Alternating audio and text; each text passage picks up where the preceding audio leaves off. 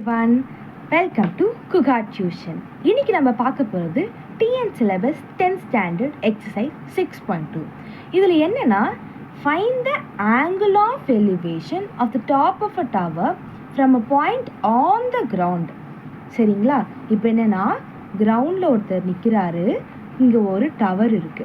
இப்போ நேராக ஒரு கோடு போட்டுக்கணும். இங்கே என்னன்னா ஆங்கிள் ஆஃப் எலிவேஷன் கொடுத்துருக்காங்க. எலிவேஷன்னா மேல் நோக்கி பார்க்கறது. சரிங்களா? இந்த ஆங்கிள் என்னன்னு கொடுக்கல. ஹைட் ஆஃப் த டவர் என்ன கொடுத்துருக்காங்க? 10.3 மீட்டர். அவர் இந்த டவர்லேருந்து எவ்வளோ தூரத்தில் இருக்காரு? 30 மீட்டர் தூரத்தில் இருக்காரு.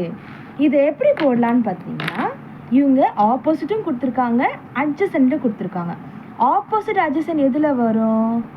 tan theta is equal to opposite by adjacent. இப்போ இதில் எது ஆப்போசிட்? தானே ஆப்போசிட்.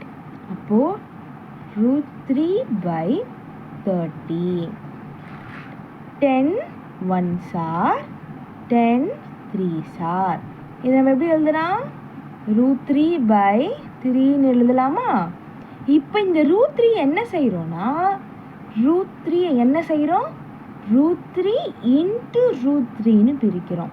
இப்போ √3 into √3 என்னது? 3 தானே.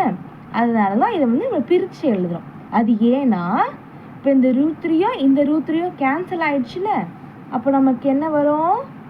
1/√3ன்னு வரும். இப்போ நமக்கு இங்கே என்ன இருக்குது? tan theta. இப்போ நம்ம என்ன கண்டுபிடிக்கணும்? தீட்டாவை மட்டும்தான் கண்டுபிடிக்கணும். அதனால் தீட்டாவை மட்டும் இங்கே வச்சுட்டு டேனை அந்த பக்கம் கொண்டு போகிறோம். இப்போ tan இன்வெர்ஸ். tan தீட்டாவில் 1/√3 எப்போ வரும்? இப்போ நம்ம என்ன தெரிஞ்சுக்கணும்? அந்த டேபிள்ஸ் தெரிஞ்சுக்கணும். tan 30 எவ்வளோ? 1/√3. tan 45 எவ்வளோ? 1. 60 எவ்வளோ? √3. இப்போ √3 எங்கே? 1/√3 எங்கே வருது? 30க்கு தானே வருது. அப்போது theta is equal to 30 degree. அவ்வளோதான் சில குட்டீஸ். பாய்.